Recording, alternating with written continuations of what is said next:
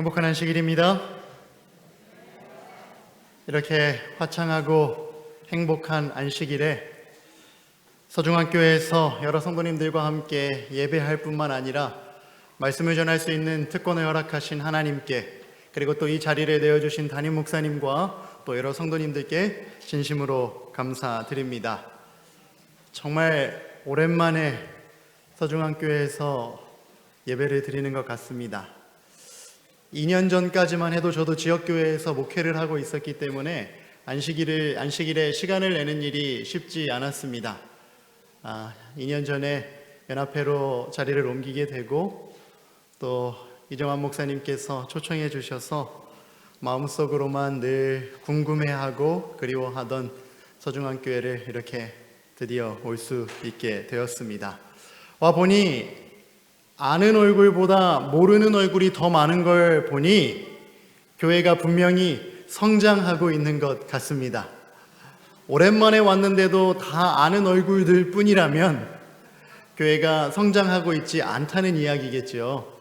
그런데 대부분의 성도님들, 특히 3040 세대의 젊은 세대분들은 제가 전혀 알 수 없는 분들이 대부분이신 걸 보니 하나님께서 여러 성도님들의 귀한 사역과 담임 목사님의 리더십 아래서 우리 서중앙교회가 그 역할을 잘 감당할 수 있도록 축복해 주신 것 같습니다.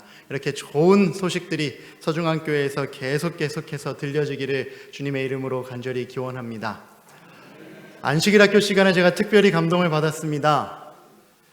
2년 전까지 지역교회 목회를 할 때 제가 어린이 교회를 담당하고 3040 세대를 담당하는 교회 부목사의 직분을 감당하고 있었어요. 어린이들이 약 70여 명 됐고 부모들까지 하면 한 150여 명의 하나의 교회를 이룰 수 있는 그런 곳에서 목회를 하면서 어린이들과 4년을 함께 보냈기 때문에 그 아이들의 모습이 얼마나 소중하고 귀했는지, 우리 서중앙교회에 있는 귀한 어린이들, 어제 저녁에도 제가 귀하게 부탁드렸지요. 그 어린이들이 믿음 안에서 잘 자라나서 하나님의 귀한 일꾼들로 성장할 수 있도록, 특별히 그 가운데서 훌륭한 목사님도 나오고 훌륭한 선교사도 나올 수 있도록 우리 서중앙교회에서 잘 길러주시고 잘 후원해 주실 수 있으면 정말 좋겠다라는 바람을 오늘 아침에 또 가져보게 되었습니다. 그렇게 해주실 거죠?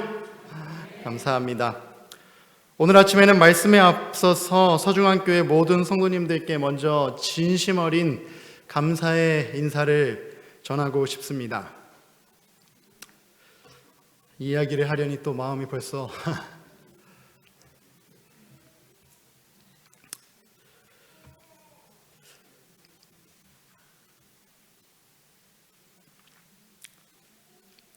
할아버지 할머니가 계시지 않은 서중앙교회는 처음입니다.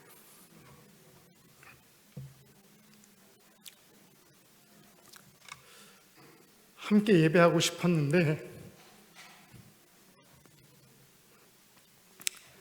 그렇게 되지 못했어요. 하지만 할아버지 할머니께서 교회에 출석하시는 동안 우리 서중앙교회 성도님들께서 너무나 잘 도와주시고 교회 나올 수 있도록 차량을 제공해 주시고 자녀들이 할 수 없는 일까지 곁에서 잘 도와주신 것을 인해 진심으로 감사드립니다.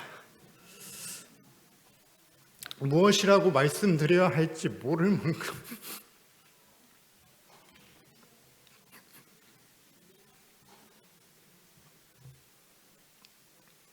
진심으로 감사드립니다. 할아버지 할머니를 저희가 살고 있는 가까운 서울 경기권으로 모시려고 했던 적이 있습니다. 근데 할아버지는 끝까지 그리 옮기고 싶어 하지 않으셨어요. 제 생각컨대 다른 이유들도 있었겠지만 아마 서중앙교회에 있는 믿음의 가족들과 헤어지는 것이 너무나 서운하셨던 것 같습니다. 그래서 끝까지 할아버지는 저희가 있는 가까이로 오는 것을 거절하셨어요. 그러다가 담임 목사님과 여러 성도님들의 도움으로 가까이에 있는 곳으로 너무나 마음이 아프지만 최근에 입소를 하게 되셨습니다. 어제 담임 목사님과 대화를 하는 중에도 이야기했습니다. 연세 들어가시면서 약해져가는 부모님들의 모습을 보는 것이 얼마나 마음 아픈 일인지. 하지만 죄악 세상에 사는 우리들이 결코 피할 수 없는 운명이라는 것 또한 자명한 사실입니다. 이 사진은 제가 소중하게 간직하고 있는 사진입니다. 2009년도에 제가 미국에서 대학을 졸업하고 처음으로 목회에 나가서 부임 설교하던 안식일에 한국에서부터 부모님과 할아버지 할머니께서 미국까지 날아오셨어요. 그리고 제가 부임 설교하는데 뒤에 앉아서 너무나 흐뭇한 모습으로 바라보고 계시던 그 할아버지의 모습, 그게 제가 할아버지 앞에서 했던 마지막 설교입니다. 13년 전에 했던 그 설교의 말씀. 그런데 이 사진 속에서 아버지는 10년 전에 돌아가셨고, 이제 할아버지 할머니는 이 사진에 보이는 때와 달리 많이 약해지셨어요. 저는 그래서 예수님이 빨리 오시면 좋겠습니다.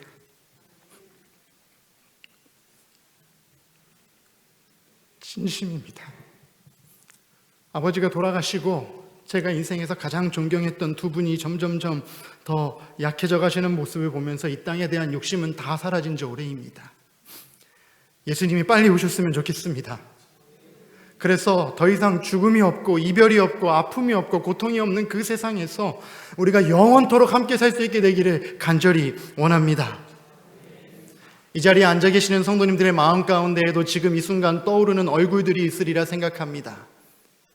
이미 죽음으로 인해 헤어진 가족들, 그리고 한때는 너무나 건강하게 우리 곁에 있었으나 지금은 약해져 버린 모습으로 우리의 마음을 안타깝게 하는 친구들이나 가족의 모습들, 그 모든 문제를 우리가 결코 해결할 수 없습니다. 인간의 의술이나 인간의 기술이나 인간의 문명의 발달이 결코 해결할 수 없는 문제입니다. 오직 우리의 유일한 소망 되시는 예수 그리스도께서만 해결해 주실 수 있는 문제이고, 그렇기 때문에 우리는 오늘 그 소망을 가지고 안식일을 기억하여 거룩히 지키며 다시 오시겠다 약속하신 예수님을 간절히 기다리고 있는 것 아니겠습니까?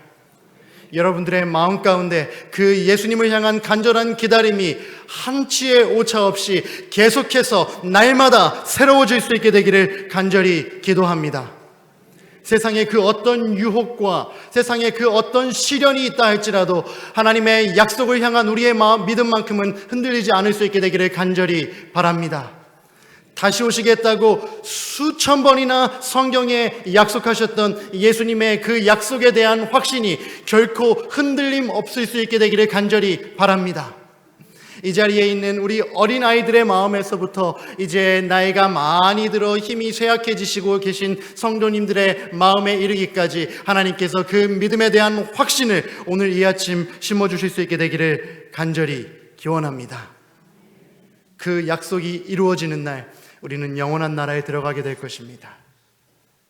그래서 오늘 이 아침 어떻게 하면 그 영원한 나라에 우리의 이름을 남길 수 있을지 여러분들과 함께 말씀을 통해 살펴보며 은혜 받으려고 합니다. 창세기 11장과 12장에 있는 본문의 말씀을 통하여 영원한 나라에 이름을 남기는 법이라는 제목으로 주어진 시간 동안 말씀의 은혜를 나누도록 하겠습니다. 우리나라 사람들은 어디에 가든지 이름 남기는 것을 좋아합니다. 관광 명소에 가든지 맛집에 가든지 해외여행에 가서도 내가 왔다 하는 흔적을 남기고 옵니다. 벽면에 이름을 쓰든지 식탁 위에 젓가락으로 벅벅 긁어서 이름을 남기든지 가는 곳마다 이름을 남깁니다. 저 벽면에 쓰여진 글은 제가 그 서울에서 드라이브 가기 좋아하는 강변에 있는 한 벽면에 있는 곳인데요. 언제 사람들이 와서 이름을 쓰고 가는지 자기들 이름 써놓고 사랑한다 고백하고 다음 주에 가보면 새로운 글이 써져 있고 그 몇 달 후에 가보면 또 새로운 이름들이 쓰여져 있어요. 제가 작년 이맘때쯤 연합회에서 같은 부서에서 근무하는 목사님들과 함께 설악산에 방문할 기회가 있었습니다. 천불동 계곡이라는 곳을 등산했는데 가보신 분들 좀 계신가요? 그 천불동 계곡을 향해 올라가다 보면 그 비선대라는 곳이 등장하게 되는데, 그 비선대에는 넓은 이 바위가 이렇게 깔려 있는 것을 볼 수 있습니다. 근데 그 바위를 자세히 들여다보시면 화면에도 보이시지요? 여러 글귀와 함께 다양한 사람들의 이름이 새겨져 있는 것을 볼 수 있습니다. 과연 어떻게 저렇게 이름을 새겨 놓았을까 하는 궁금증이 생길 정도로 많은 이름들이 새겨져 있어요. 그래서 인터넷에 좀 검색을 해봤더니 비선대에 쓰여진 이름들은 조선시대부터 수많은 시인들과 묵객들이 찾아와서 후대에 자신의 이름을 좀 남기고자 하는, 기억하게 해주고자 하는 마음을 가지고 자신의 이름들을 다 이 돌 위에 새겨놓은 것이다 라고 설명해 놓고 있었습니다. 이처럼 사람은 자기의 이름을 남기고 싶어하는 욕심을 가지고 있는 것 같아요. 유명한 고사성어가 있죠. 호사, 유피, 인사, 유명. 뜻도 잘 아시지요? 호랑이는 죽어서 뭘 남기고요? 가죽을 남기고, 사람은 죽어서 이름을 남긴다고 합니다. 동양문화권에서 특별히 사람이 이름을 남기는 것, 특별히 남자가 명예롭게 살다가 죽는 것, 그래서 후대에서 자신의 이름을 명예롭게 기억해 주는 것은 대단한 영예로 여겨졌습니다. 하지만 이렇게 이름을 남기고자 하는 인간의 욕망은 동양문화권, 이 대한민국 조선시대에만 있었던 욕심이 아니라 성경시대에서부터 이어져 내려오는 고유한 인간의 본성이었다라는 것을 살펴볼 수 있습니다. 성경을 가지고 계신 분들은 창세기 11장을 함께 펴주시면 감사하겠습니다. 그렇지 않은 분들은 화면을 함께 보시면 되겠습니다. 창세기 11장 1절부터 5절에 있는 말씀, 우리 함께 크게 봉독해 보도록 하겠습니다. 창세기 11장 1절부터 5절에 있는 말씀 함께 읽겠습니다. 시작. 온 땅의 언어가 하나요.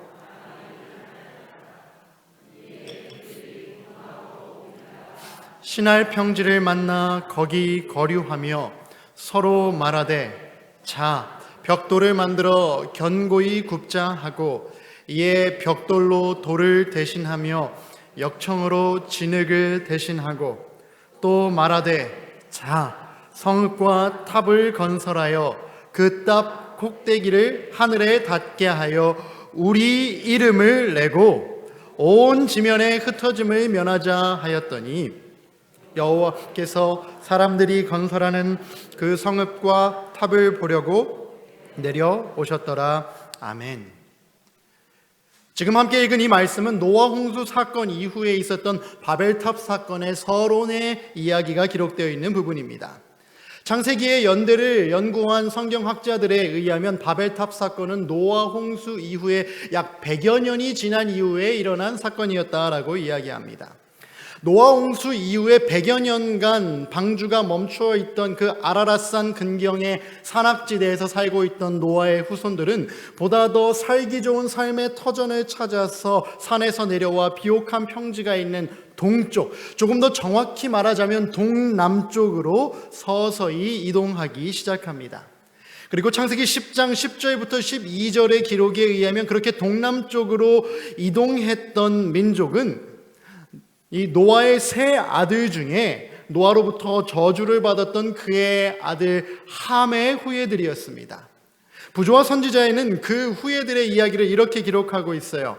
한동안 노아의 자손들은 방주가 안착했던 산중에 살았다. 그러나 그들의 수요가 증가하면서 배도가 일어나 분열이 생겼다. 그들 가운데 악한 일들이 생겨나기 시작했던 것입니다. 그들의 창조주를 잊어버리고 그들의 율법의 재질을 벗어버리기를 갈망한 자들은 하나님을 두려워하는 그들의 형제들의 교훈과 모본을 늘 귀찮게 여겼다.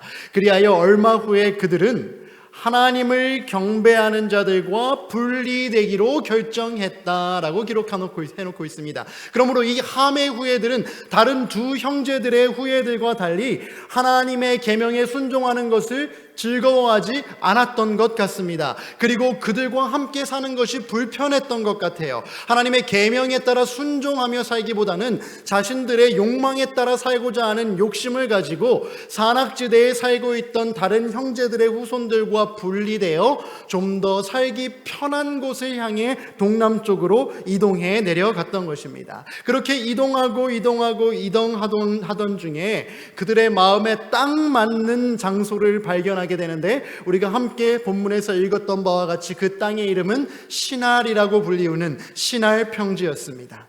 이 지도에서 보시면 알겠지만 이 시날 평지라는 곳은 메소포타미아 지역의 남쪽 저지대에 위치한 땅이었어요. 이 고고학자들에 의하면 이 남쪽 저지대는 이 두 개의 큰 강이 흘러드는 지역이었기 때문에 주변에 있는 이 중동 지역의 메마른 지형과 달리 급수가 잘 되고, 그래서 푸르름이 풍부하게 있는 매력적인 땅이었다라고 이야기합니다. 우리가 나중에 보게 되겠지만 아브라함과 롯이 바라보았을 때 더 매력적으로 보였던 그 소돔과 고모라의 땅의 모습과 같은 형태를 가지고 있던 곳이 아마 이 시날 평지가 아니었던가 생각을 해보게 됩니다. 이곳에서 인류 문명 중에서도 유명한 수메르인의 문명이 시작되었다라고 할 정도로 이곳은 사람들이 살기에 매력적인 땅이었습니다. 여러분, 산 위에서 사는 것 얼마나 어려운지 아시죠? 제가 서울에서 출발해서 이렇게 내려오는데 이 호남 지역에 들어서니까요, 호남 평야, 넓은 평야의 그 아주 잘 익은 곡식들, 보기만 해도 배가 불러지는 그런 모습들이 느껴졌는데, 아마 산악지형에서 살다가 그 넓은 평지를 바라보게 된 노아의 후예들이 느꼈던 그런 마음이 그렇지 않았을까. 산속에서 늘 먹고 사는 것 자체가 힘들었는데 넓은 평지에서 푸르름 속에서 앞으로 살 수 있게 되리라라는 희망을 가지고 그들은 그 땅에 정착하기로 선택합니다. 그리고 그 땅에 정착하면서 그동안 그들이 하지 않았던 두 가지 특별한 일을 하기로 선택하는데요, 11장 4절에 있는 말씀 우리 다시 한 번만 읽어보도록 하겠습니다. 4절에 있는 말씀 같이 읽어보겠습니다. 시작.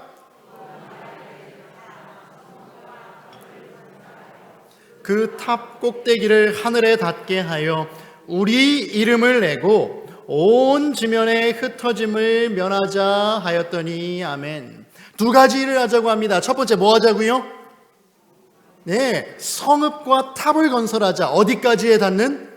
하늘까지 닿는 높은 탑이 포함된 성을 건설하자라고 이야기해요. 그렇게 하면서 한마디를 더 보태죠. 이것을 건설함으로 누구의 이름을 남기자고요? 우리의 이름을 대대손손 남기도록 하자라고 이야기하고 있는 것입니다. 뭐 하고 싶은 욕심이 생긴 거예요?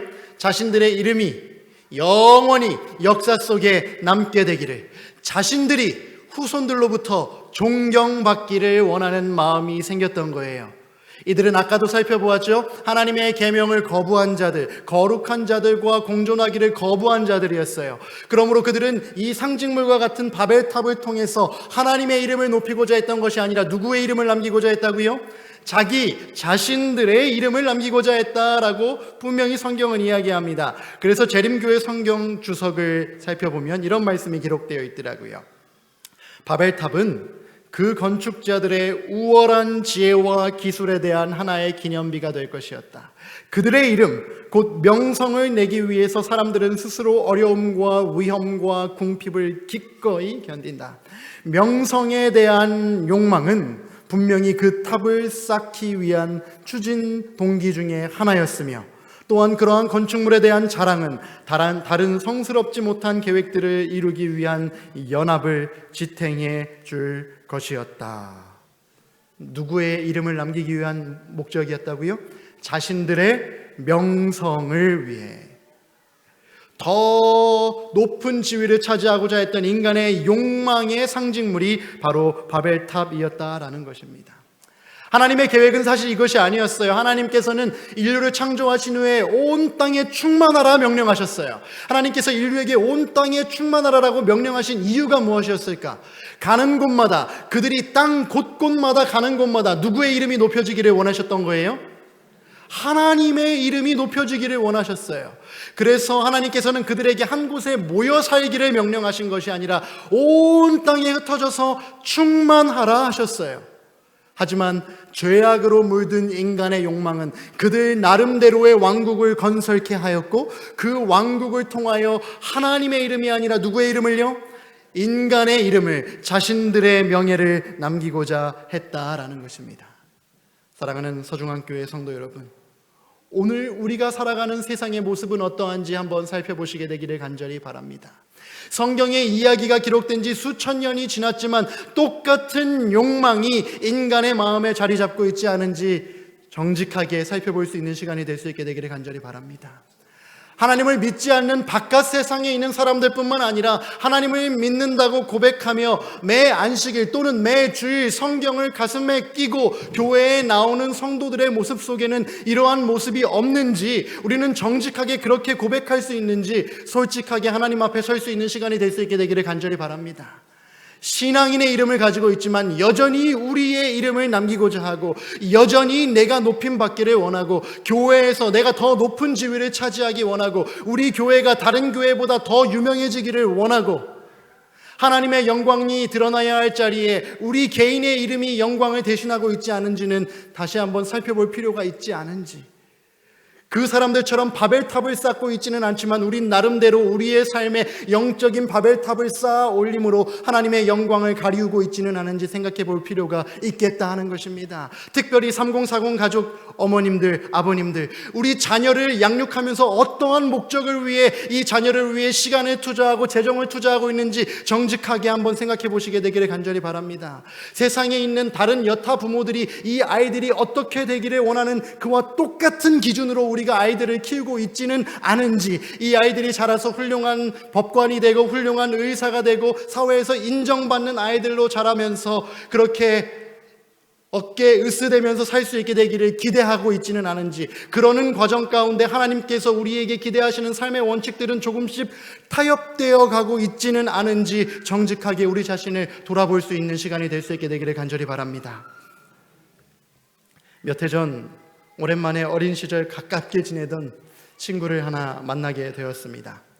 제가 대전에서 주로 많이 성장을 했는데요, 대전에서 자라면서 초등학교, 중학교를 함께 졸업했고 고등학교를 한국삼육고등학교로 함께 진학했던 12년간 가장 친한 친구로 지냈던 친구였습니다. 그런데 제가 고등학교를 졸업하고 저는 미국으로 유학을 가서 미국에서 신학을 졸업하고 목회를 시작했고, 이 친구는 한국에 남아서 공부하고 이제 취직을 해서 건설회사에 취직을 해서 이제 사회 초년병으로 열심히 자리 잡기 위해 살아가고 있는 친구의 모습이었습니다. 그런데 우리가 떨어져 있는 한 10여 년의 시간 동안 서로의 직업만 달라져 있는 것이 아니라 삶을 바라보는 관점과 신앙을 대하는 삶의 태도마저 완전히 달라져 있는 모습을 발견하게 되었습니다. 학교에 같이 다니면서 같이 삼육학교에서 합창단 활동을 하고, 안식일 오후면 분교 활동을 다니고, 여름이면 지역교회로 봉사와대회 활동을 같이 다녔던 그 친구가 이제 사회에 적응하느라 너무 바빠서 그 경쟁 치열한 한국 사회에서 살아남기 위해서 신앙은 멀리한 지 오래인 듯한 모습을 가지고 있었습니다. 먹고 마시는 습관에서부터 저와는 이미 달라져 있는 모습을 보게 되었습니다.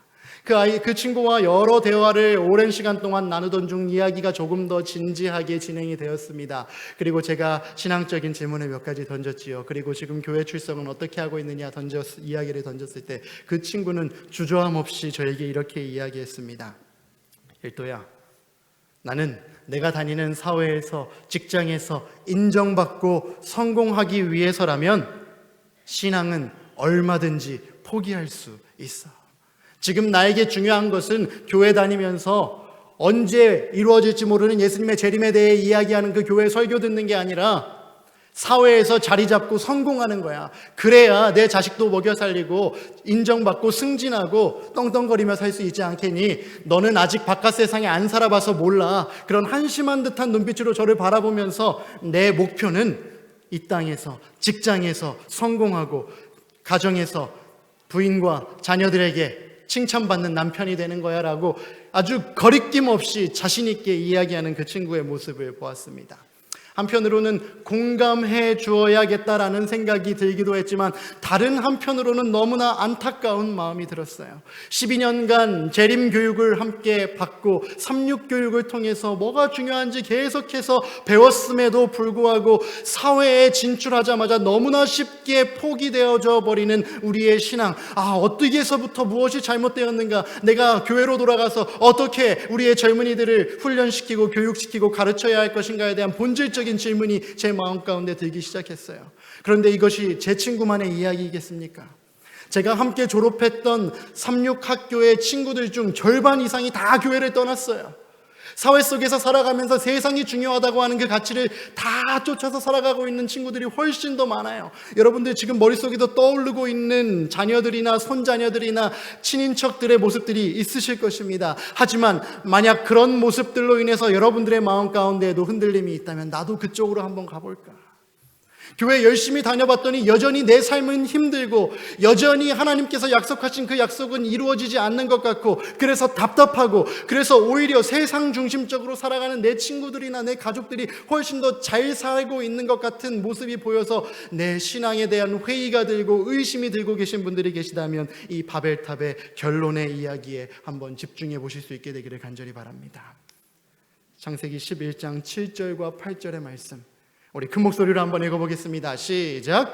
자, 우리가 내려가서 거기서 그들의 언어를 혼잡하게 하여 그들이 서로 알아듣지 못하게 하자 하시고 여호와께서 거기서 그들을 온 지면에 흩으셨으므로 그들이 그 도시를 건설하기를 그쳤더라. 아멘.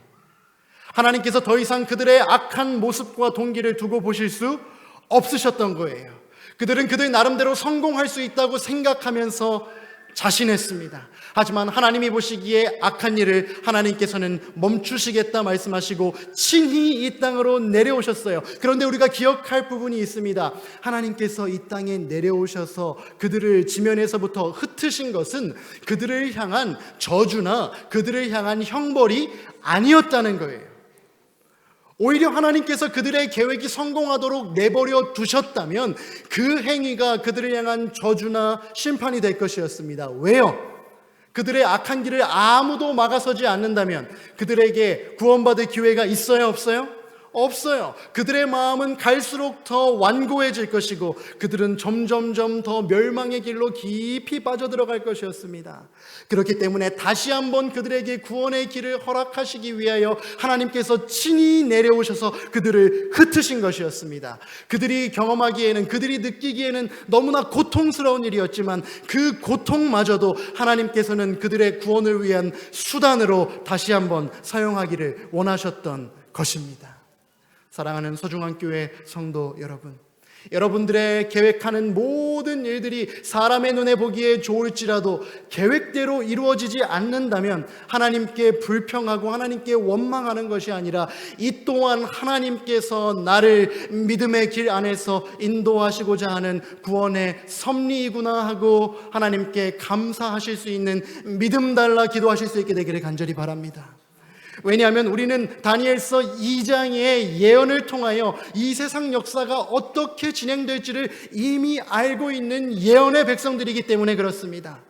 이 예언을 통해 우리는 확실히 이 세상 역사가 어떻게 끝나게 될 것을 알고 있습니다. 바벨론이 무너졌던 것처럼, 페르시아가 무너졌던 것처럼, 그리스가 그리고 페르시아가 그리고 앞으로 이 열국이 돌나라의 임재함으로 말미암아 무너질 것처럼 우리가 쌓아올린 모든 인간적인 노력들은 결국 언젠가 무너지게 될 것입니다. 지금은 더디 이루어지는 것 같을지 모르겠지만 실수 없으신 하나님의 시간표 속에서 하나님의 귀한 약속은 분명히 이루어지게 될 것이고 하나님의 말씀 위에 굳게 선 백성들에게 베푸시는 하나님의 은혜와 자비를 우리는 분명히 목격하게 될 것입니다. 그러므로 세상이 무엇이라 이야기하든지 주저하지 말고 하나님께서 우리에게 주신 그 믿음의 길을 선택할 수 있게 되는 저와 여러분이 될 수 있게 되기를 간절히 바랍니다. 바벨탑을 지어 올리려고 했던, 그래서 하늘까지 올라 하나님과 비기려고 했던 그들의 계획이 멈추어지게 되면서 하나님께서는 새로운 구원의 계획을 작동하시기 시작합니다. 그리고 그 이야기가 바로 12장에서부터 곧장 시작되게 됩니다. 이것이 오늘 제가 여러분들에게 제시하고 싶은 영원한 나라의 이름을 남기는 법입니다. 창세기 11장에서 12장으로 넘어오면서 우리는 새로운 주인공을 만나게 됩니다. 아담과 하와를 거쳐 5장부터 11장까지의 주인공은 노아와 그 후손들이었습니다. 하지만 이제 12장부터 새로운 주인공 아브라함이 등장을 하죠. 12장 1절과 2절의 말씀, 아브라함으로 이름이 바뀌기 전 아브람에 대한 기록이 등장을 합니다. 같이 읽어보실까요? 여호와께서 시작.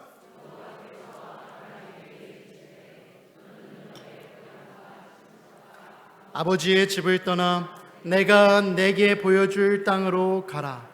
내가 너로 큰 민족을 이루고 내게 복을 주어 내 이름을 창대하게 하리니 너는 복이 될지라. 아멘. 11장에서 등장했던 한 단어가 12장에 들어오면서 다시 한번 등장하고 있는 모습을 보게 됩니다. 어떤 단어가 다시 한번 등장하고 있습니까? 이름이라는 단어가 등장을 해요. 그런데 11장에서 등장하고 있는 이름을 남기는 방법과 12장에 등장하는 이름을 남기는 방법이 같아요? 달라요? 그냥 다른 게 아니라 확연히 다릅니다. 이름을 내고자 하는 대상의 주어가 완전히 바뀌어버립니다. 11장에서는 누가 누구의 이름을 내자라고 이야기했어요? 우리가 우리의 이름을 내자라고 이야기했다면 12장에 와서는 누가 말씀하고 계세요? 하나님이 말씀하십니다. 뭐라고 말씀하세요? 내가 너로 큰 민족을 이루게 하고 내가 너의 이름을 창대하게 하겠다. 사랑하는 서중한 교회 성도 여러분, 우리의 이름을 영원한 나라에 남기게 하는 것은 우리 스스로의 노력이 아니라 하나님께서 은혜로 우리에게 베풀어 주시는 위대한 은혜의 선물인 것을 기억하실 수 있게 되기를 간절히 바랍니다. 이것이 우리가 구원함에 이르는 길입니다. 믿음으로 말미암는 의의 진수가 이미 창세기에서부터 등장하고 있어요. 사람은 자신의 노력을 통해서 하늘에 이르려고 합니다. 바벨탑을 쌓아 올려서 하늘에 비기고자 했다 그랬잖아요. 이게 누구의 마음이에요? 사탄의 마음이죠. 온 우주의 죄악이 시작된 첫 시작이 바로 그 이유였습니다.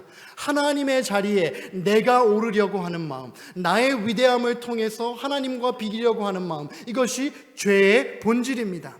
하지만 하나님께서는 말씀하세요. 그러한 노력으로 너의 이름이 하늘나라에 영원히 남겨질 수 없다고요. 우리를 구원에 이르게 하는 것, 영원한 나라에 들어가게 하는 것은 우리 개인의 열심 있는 노력이 아니라는 거예요.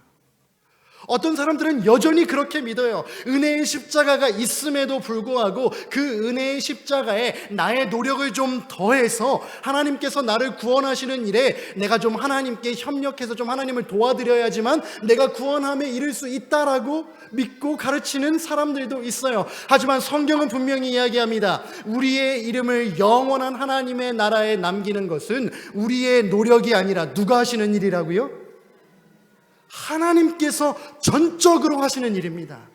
하나님께서 전적인 은혜로 우리를 구원하셨고 그 구원하신 은혜가 우리의 마음을 감동할 때 우리는 그 예수님의 손을 꼭 붙잡고 가라 하시는 길로 한 걸음 한 걸음 나아가는 것이지요. 나아가다 보면 실수할 때 있을까요? 실수할 때 있지요. 그렇다고 하나님께서 저 저주하시고 너는 자격이 없어, 멸망받아야 돼, 이렇게 말씀하세요? 아닙니다.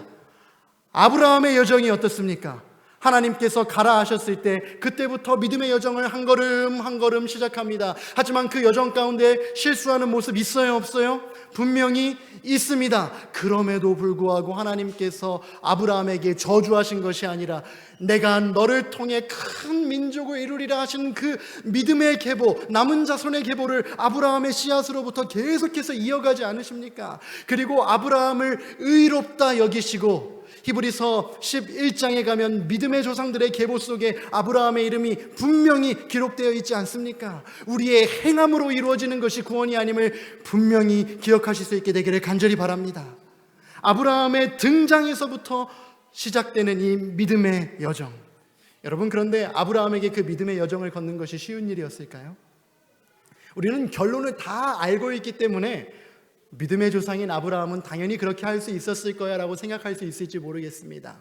하지만 결론이 나 있지 않았던 아브라함의 입장에서 너무나 편안하게 잘 살고 있던 고향을 떠나서 미지의 세계로 가라는 하나님의 명령은 결코 순종하기 쉽지 않은 명령이었을 것입니다. 게다가 아브라함이 살고 있던 우르, 하란이라는 지역은 아까 살펴보았던 그 문명이 발달했던 아주 많은 사람들이 함께 모여 살던, 바벨탑이 지어 올라가다가 실패했던 그 자리와 가까운 인접했던 지역이었어요. 오늘날로 말하면 광주에서 제일 잘 사는 동네가 어딘지 제가 잘 모르겠습니다. 근데 상무 지역을 이렇게 지나오는데도 굉장히 발전한 모습을 제가 봤거든요. 광주에서 제일 잘 사는 지역, 그리고 서울 강남 8학군이 있는 그 지역, 모든 사람의 로망, 꼭 가서 살아보고 싶은 그 지역에서 지금 누가 살고 있었다는 거예요? 아브라함이 살고 있었다는 거예요. 게다가 아브라함이 순종한다고 해서 온 가족이 함께 순종할 수 없었던 것이, 아브라함은 이미 결혼한 사람이었습니다. 여러분, 결혼한 남자에게 있어서 선택권은 누구에게 있습니까? 남자에게 있습니까? 여자에게 있습니까? 제가 결혼한 지 이제 10년 됐는데 살아보니 주로 결정권은 아내에게 있더라고요. 근데 이 우르라는 도시는 여인들이 살기에 완벽한 곳이었습니다. 이 주석가들이 설명해 놓은 곳을 보니까요, 그 우르라는 지역은요, 당시에 이 BC 2세기, BC 2000년기 이미 그 지역은 고도의 문명을 가지고 있었고 2층 집이 지어지고 있었고, 그리고 심지어 오늘날 존재하는 어떤 도성들보다 뛰어나고 효율적인 하수 설비가 갖춰져 있었대요. 모두가 살고 싶은, 오늘날로 말하면 펜트하우스, 아파트가 지어져 있던 도시였어요.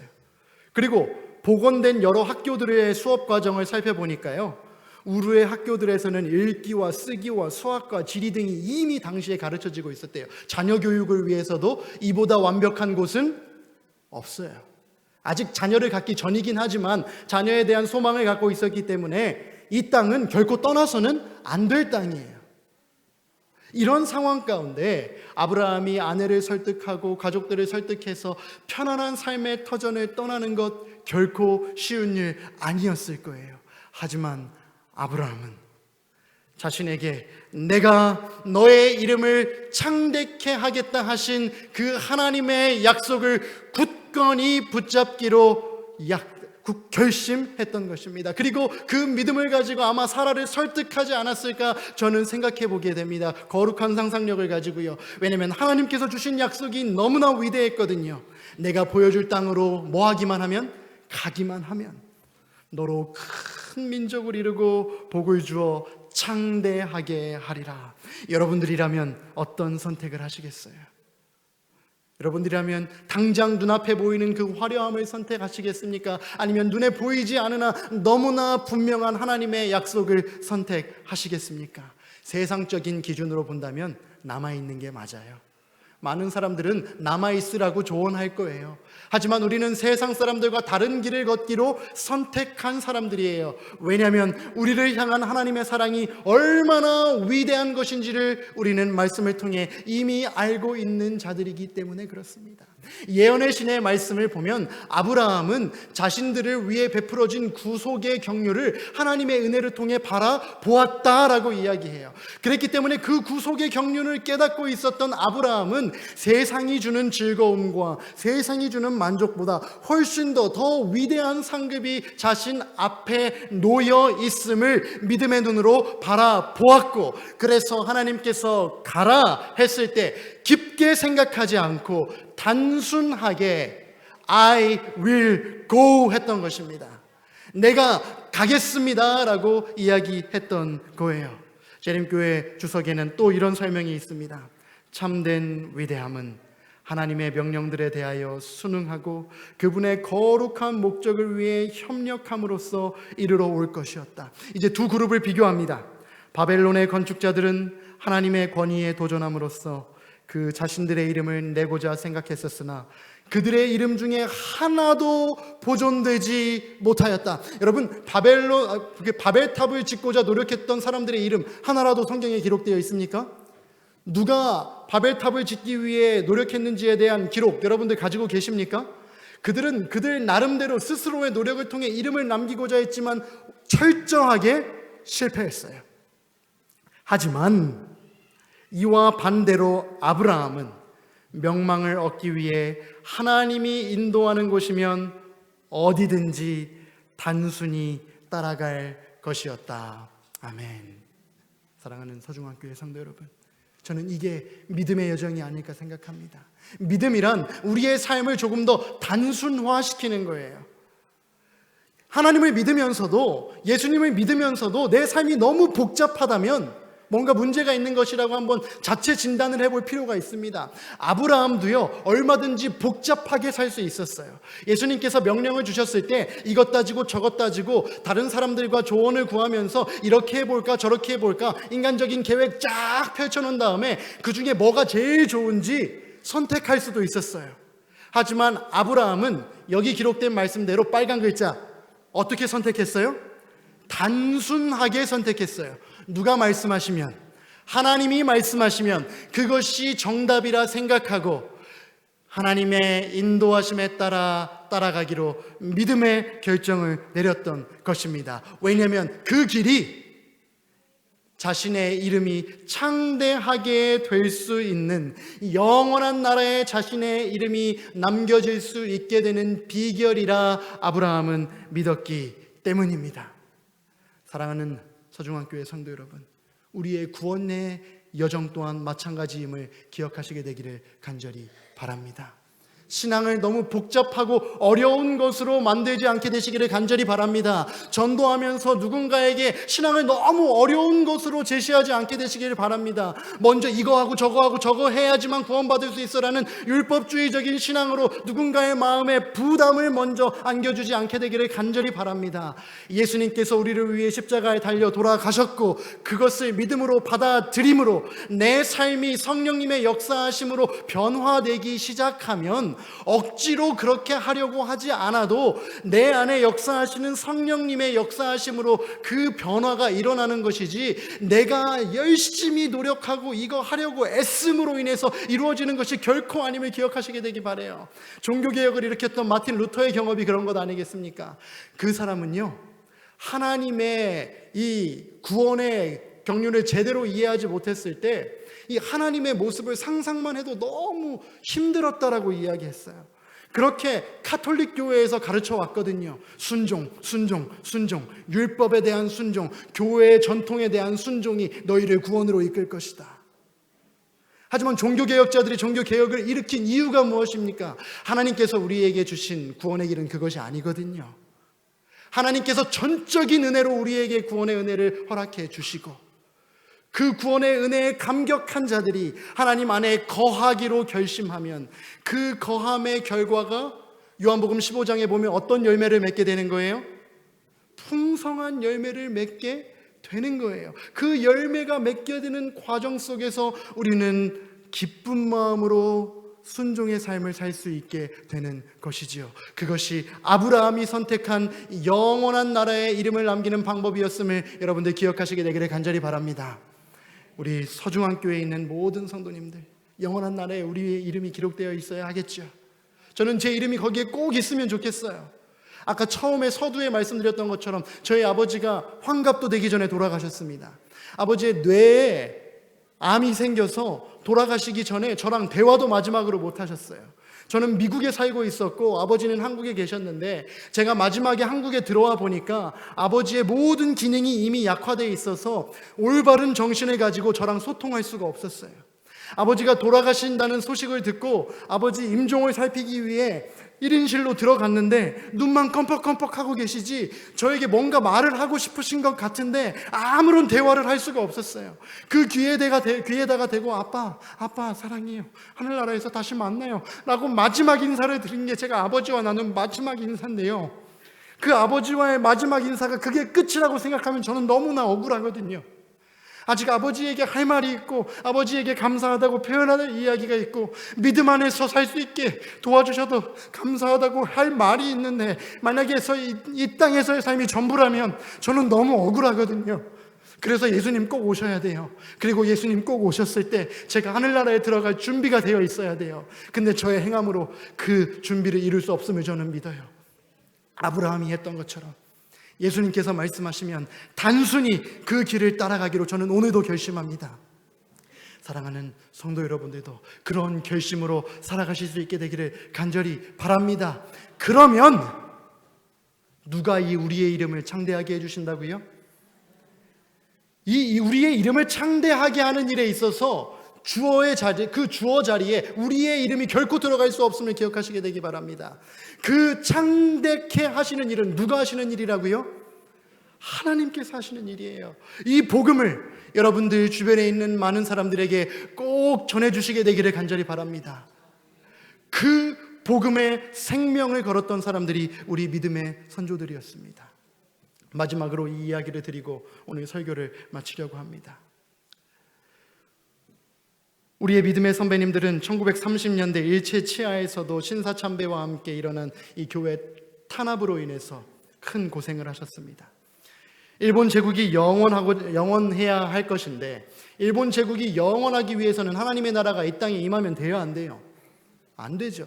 천황폐하가 영원토록 통치해야 되는데 또 다른 왕이 있다라고 설교하는 재림교회의 말씀을 그들은 받아들일 수가 없었습니다. 그래서 재림교회를 향한 탄압이 일제치하에서 1930년대에 시작되게 됩니다. 교회 지도자들은 투옥되고 고문을 받고 그로 인해 죽게 되는 지도자들까지 생기게 됩니다. 이러한 고난으로부터 피해서 믿음의 순수성을 지키기 위해 일부 재림 성도들이 정목리라고 하는 경기도 가평에 있는 신앙 공동체로 이동을 해서 그곳에서 신앙 공동체를 꾸미게 됩니다. 그곳에서 숨어서 신앙하면서 다시 믿음의 신앙 공동체가 자유롭게 회복될 수 있기를 기도하면서 지내고 있었어요.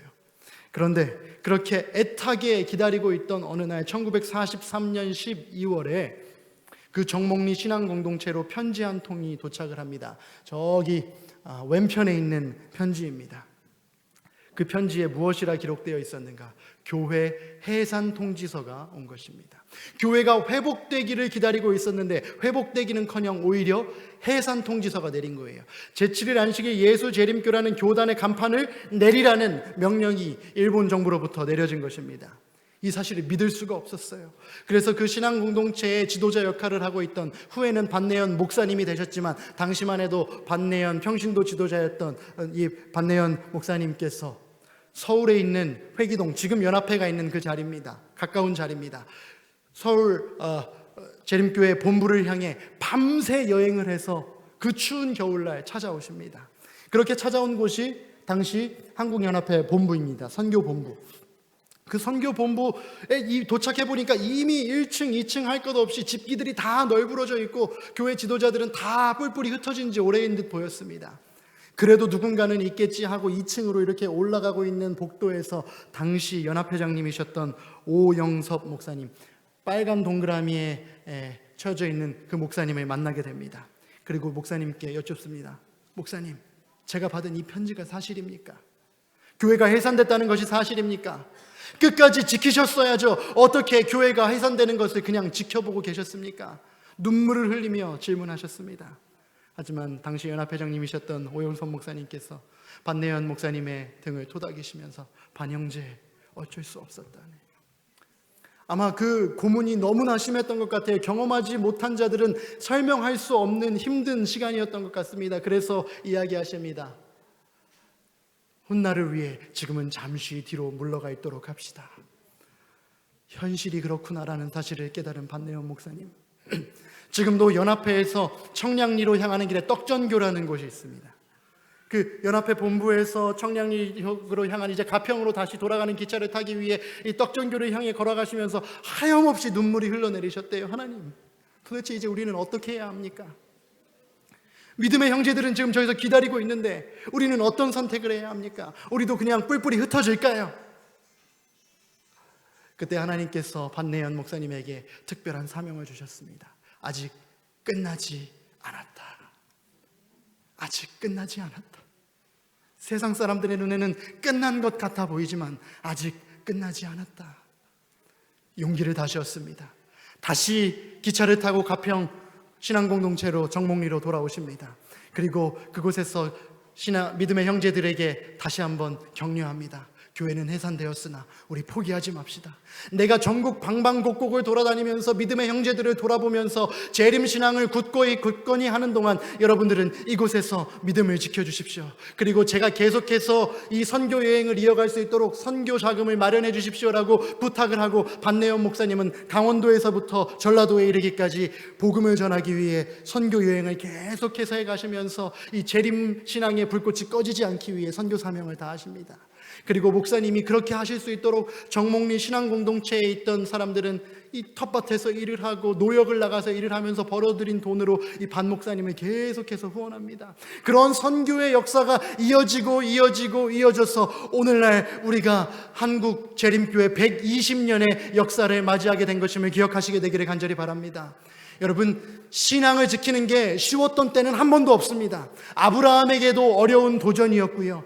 우리 대한민국에서 신앙을 처음 시작하신 우리 믿음의 선배님들에게도 이 믿음을 지키는 일은 어려운 일이었어요. 하지만 그런 어려운 순간순간마다 그들은 복잡하게 생각하지 않았어요. 다양한 선택지를 그들이 계획하고 이 중에 어떤 것이 좋을지를 시사선택하지 않았다고요. 하나님께서 말씀하시는 것이 진리라 믿고 그 진리 위에 굳건히 서기 위해, 믿음 위에 더욱더 확고히 서기 위해 노력했던 것이 우리 기독교의 역사, 재림교회의 역사인 것임을 기억하시게 되기를 간절히 바랍니다. 꺼지지 않는 불 69쪽에 반내연 목사님의 고백의 이야기가 기록되어 있는데 감동적이어서 마지막으로 나누도록 하겠습니다. 한국 강토 구석구석에는 일본 경찰도 감히 부술 수 없고 교회 지도자들도 해산시킬 수 없는 마음의 교회들이 있었다. 신자들의 가슴 속에 자리 잡은 이 교회는 아무리 바람이 불어도 흔들리지 않고 아무리 홍수가 거세어도 요동치지 않는 무형의 교회이다. 일본 정부는 교회의 조직을 해산시키면 그것으로 모든 것이 끝장이 날 줄로 알았겠지만 신자들의 마음속에 성령으로 말미암아 살아 움직이는 또 하나의 강력한 교회가 있는 줄은 미처 깨닫지 못하였을 것이다.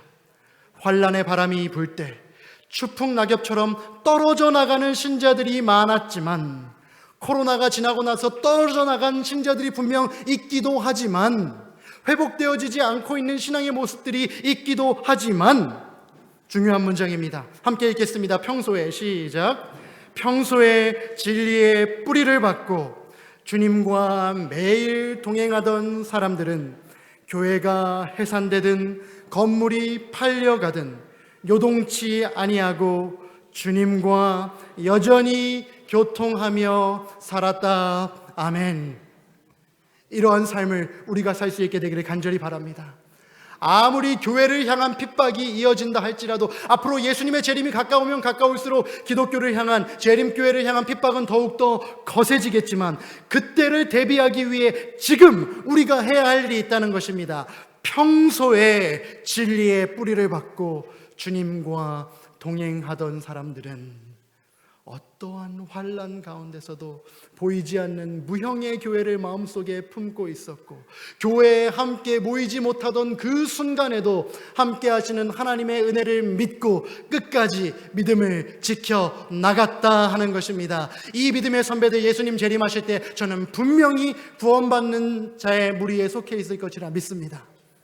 그와 같은 믿음을 밀려받은 재림신앙의 후예들로서 우리도 확고히 그 믿음을 지키다가 예수님 재림하실 때 모두 다 함께 구원받는 자의 무리에 포함될 수 있게 되기를 간절히 기원합니다. 마지막 우리의 결심을 담아 이 성경절 읽고 마치도록 하겠습니다. 이기는 자는, 시작. 이기는 자는 이와 같이 흰 옷을 입을 것이요 내가 그 이름을 생명책에서 결코 지우지 아니하고 그 이름을 내 아버지 앞과 그의 천사들 앞에서 시인하리라. 아멘. 끝까지 승리하는 자로 남아 계심으로 우리의 이름이 하늘 생명책에 영원히 기록되어질 수 있게 되기를 간절히 바라면서 오늘 아침 말씀을 마치도록 하겠습니다.